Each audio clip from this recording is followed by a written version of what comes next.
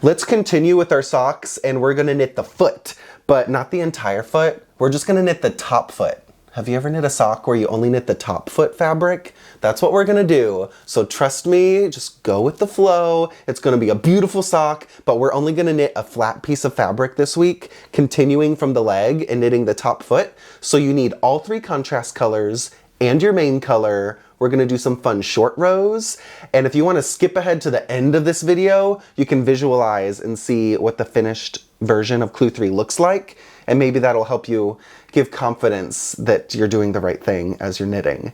So let's get going. And then the final thing that's handy for this video, there's some techniques I'm gonna show that are really, really easy. We're gonna be knitting garter stitch, but if you wanna skip ahead at any time, then use the timestamps linked down below, and you can skip ahead to a little short row moment, or skip ahead to that contrast color row, and you can always rewind using those timestamps. So let's get to it for Clue 3, top foot. Right sock, top foot. The right sock begins by picking up stitches along the right selvage of the leg, sections 3 and 4. So this is section 1, section 2 of the leg. So it's these empty spaces right here, opposite of your heel. This is for the right sock, beginning with contrast color 1 for row 1, right side. Pick up and knit 1 from welt 1 edge. So dive into the welt color, anywhere into that welt edge, and pick up and knit 1. Pick up and knit 2, make 1 twice. Knit 1, knit 2, and then make 1. We'll do that 2 times. 1, 2, and make 1. Pick up and knit 1 from welt 2 edge. Dive in anywhere into that welt 2 edge. And pull. Ooh, let's go find some place that's loose enough. There we go. Pull that yarn through. Pick up and knit 2, make 1 twice. These are into the main color selvage stitches. Make 1. One more time. Pick up and knit 2. Make 1. Pick up and knit 1 from welt 3 edge. Anywhere into that contrast color 3. Sometimes it helps if I make a loop like this, really tight, and just whoop, pull it through like that. There we go. Just get 1 stitch from that welt 3. Pick up and knit 4, make 1 along the left selvage of leg section 3. That is right. Oh, that should be the right selvage. Yeah, pick up and knit 4, make 1 along the right selvage of leg section 3. So it basically just right after that welt. So we're going to pick up and knit 1, 2, 3, 4. So again, that's pick up and knit 4, make 1. Ooh, this stitch, I didn't quite get the full strand. Here we go. Picking up and knitting 4. This is the trickiest part, I think, of the sock, is all these picking up of stitches, but it's just 1 row. 1, 2, 3, 4, make 1. There we go. Pick up and knit 4, make 1 along the right selvage of leg section 3, right there. And keep on going. We need to pick up stitches along that chevron edge. Pick up and knit 3, make 1. So here's the next stitch, and we need to get 3. There's 3, make 1, and do that the number of times it says in the pattern. So that's 2 times for the small size, size 1, or you need to do it 3, 4, 5, or 6 times. I need to do it 4 times for size 3. Follow your pattern, picking up and knitting 3, and then make 1. Pick up and knit 3, make 1, basically until you can't do it anymore. I need to do it one more time for my size. 1, 2, and I'm reaching the end, so I'm just gonna get my third one here into that I-cord edge. Yeah, this works. Whatever you have to do at the end, that's 1, 2, 3, make 1. Basically, you just need to have 28, 32, 36, 40, or 44 stitches picked up along that remaining selvage, that remaining edge right there, along the wiggles and the chevrons for the right sock. Skip ahead to row 2 of the right and left sock instructions. Row 2, wrong side. Knit 1, knit that first stitch, knit 2 together, yarn over to last stitch. Knit 2 together, yarn over, knit 2 together, yarn over. If it's a little bit tight, then you can loosen up the stitches first. So you can knit 2 together, yarn over to last stitch. Loosen up those stitches. There we go. Knit 2 together, yarn over. Keep on going to the last stitch. I just did my final knit 2 together, yarn over, bring the yarn forward to slip that last stitch with yarn in front. Break contrast color 1. Short row wedge 1. As we do these next instructions, if this is easy for you, then feel free to skip ahead using the timestamps linked down below to skip ahead to any section that you want help with. Row 1, right side, short row wedge 1. Using the main color, knit to last stitch, and then slip 1 with yarn in front. As I'm knitting to the last stitch, I'm going to take both the contrast color and my main color tails and do the Weavin Stephen. You can do this at any time during this section, so you don't have to weave in as many ends at the end of your project. Knit to the last stitch, and this is what it looks like when you do the Weavin Stephen technique for about 10 or 12 stitches.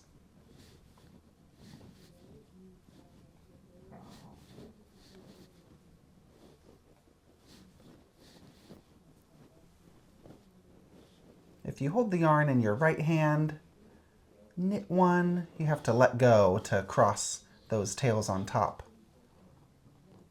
And then knit your next stitch, do the Weavin Stephen, finishing the tails as you knit.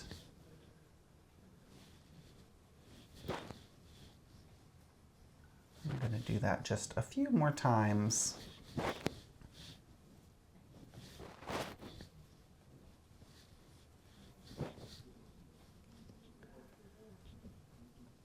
And that's enough. So then once you do that, you can just snip the yarn about right here, and your ends are woven into the wrong side. We have a beautiful contrast color 1 yarn over accent row, and keep on knitting to the last stitch. And then row 2, wrong side, will be exactly the same. You will also knit to the last stitch and slip your last stitch with yarn in front.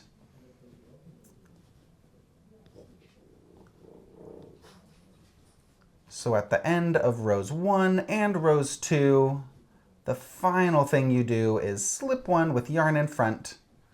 I'm going to work row 2, and then I'll see you for rows 3 and 4 for those short row turns. I'm working row 3, right side. I'm knitting to the last 3 stitches. When you reach the final 3 stitches of the row, turn to work wrong side. Row 4, wrong side, knit 2, 1, 2, it looks like this. Place marker, use any stitch marker and place it on your right needle.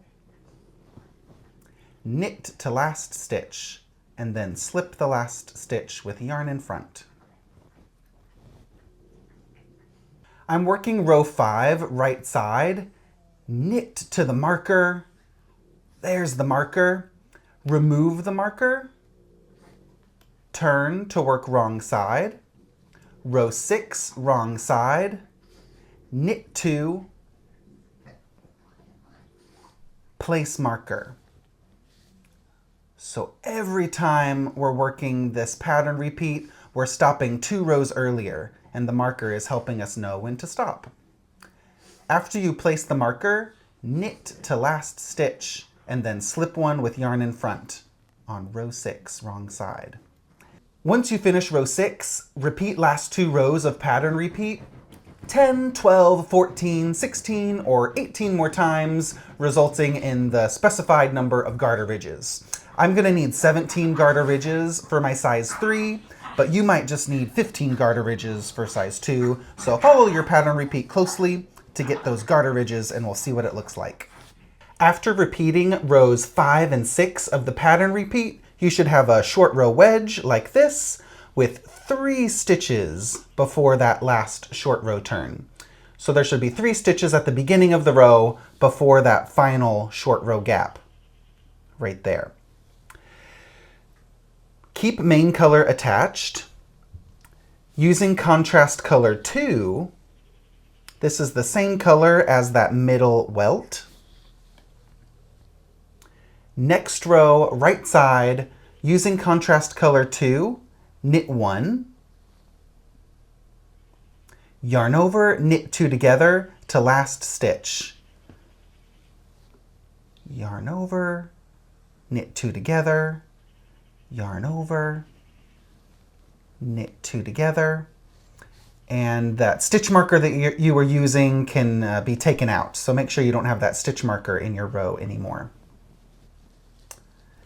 So yarn over, you're knitting these groups of 2 stitches together, and we're doing a yarn over in the short row gaps.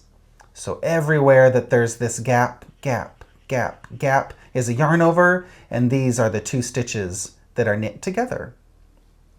Yarn over, knit 2 together to last stitch. At the end of the right side row, yarn over, knit 2 together to last stitch, and slip the last stitch with yarn in front. Next row, wrong side, knit 1, purl to last stitch. When you reach the last stitch, slip 1 with yarn in front, and then break contrast color 2. We have a new little contrast color Popportunity eyelet row. Main color is still attached. We're going to use that main color for short row wedge 2. Row 1, right side, using main color, knit to last stitch. I'm going to do the Weavin Stephen while I knit to the last stitch. Follow short row wedge 2 rows closely. We're going to do another short row wedge, but instead of this side getting higher, this side is going to get higher to form a wedge on the other side. So on row 1, you're knitting to the last stitch, and on row 2, you're also knitting to the last stitch. Rows 3, you're knitting, so these are all normal. And then pay close attention on row 4 of short row wedge 2, because on the wrong side is when you knit to the last 3 stitches and turn early.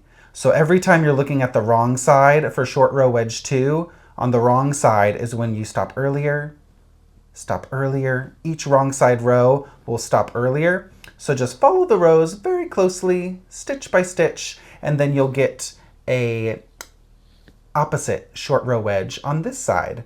And then I'll show you what that looks like. I'm doing the final repeat of short row wedge 2, repeating rows 6 and 7. I just finished row 6 for the final time, and I'm doing my final repeat of row 7, but for the final repeat of row 7, it says to knit 2, but I won't place the marker on the final repeat, and instead of knitting to the last stitch, just slip the last stitch with yarn in front.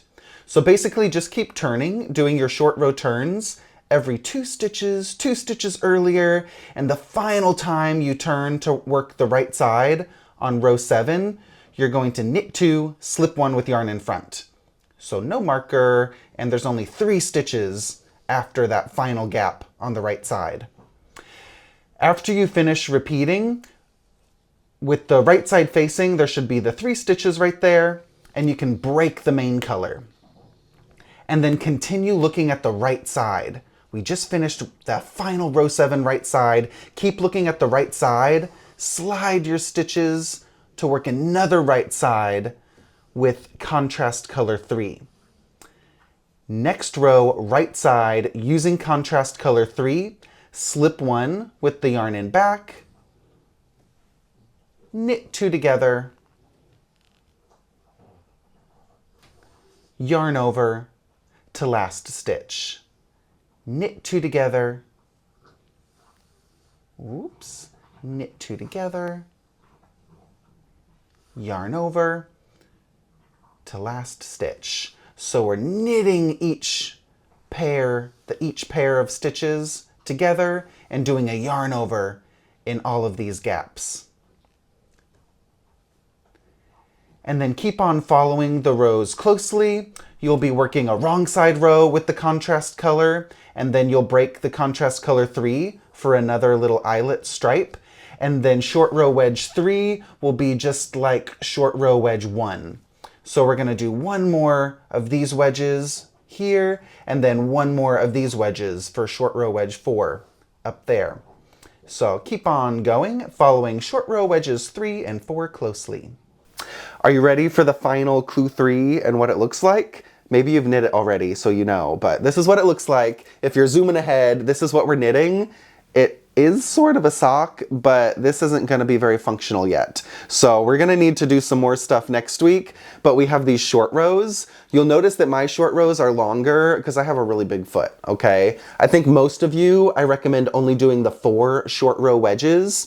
And basically you want to knit the top foot section. The final goal is knitting the foot until it reaches just below the tip of your pinky toe. So if this is your foot and we have your big toe, your middle toe, this is that pinky toe, we want to knit the sock until it reaches just below that. So if you try on your sock and your fabric reaches just below the pinky toe, that's the goal. But next week there's going to be an option to knit a little bit longer of a foot. So if you measure those, if you knit those 4 short row sections and you try it on and drape it onto your foot, and if it reaches quite below your pinky toe, that's okay. All right, because we can do there's a little extra instruction next week to lengthen the foot a bit more before we finish the toe and all of that.